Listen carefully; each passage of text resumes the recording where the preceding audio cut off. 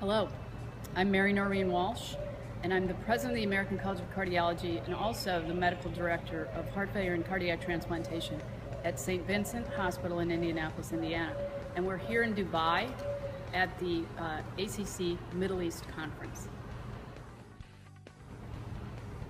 One of the plenary talks here at the ACC Middle East Conference is mine, which is a talk about heart failure worldwide, which we entitled The Global Epidemic of Heart Failure. This talk, the introduction really talks about the incidence of heart failure and the prevalence around the world. This is a worldwide problem, not just in the US.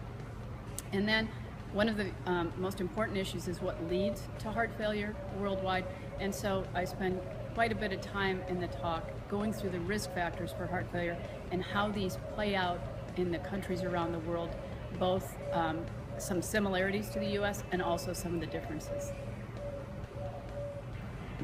So one of the reasons that I selected the topic of the global epidemic of heart failure for this conference for my plenary talk is the fact that I really think that sometimes heart failure as a prevalent condition is under-discussed worldwide. We often focus on coronary heart disease and the risk factors for coronary heart disease. But heart failure is a condition that affects a great number of people worldwide, and the differences in risk factors between, for example, men and women and different ethnicities around the world are really important factors that we need to highlight. Also, it is my area of specialty, and so I really wanted to bring forth heart failure as a global concern at this meeting.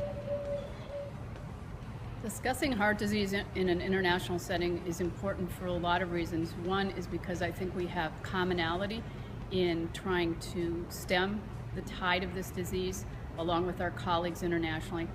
But another thing is there are many policy implications that physicians in particular from the US could help physicians in other countries implement in their governments.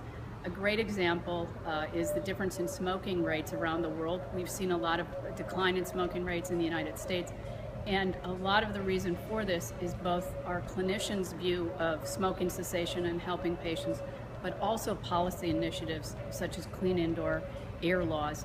And by speaking about these topics worldwide and their implications with regard to cardiovascular disease, we can help other countries and clinicians move their patients forward as well.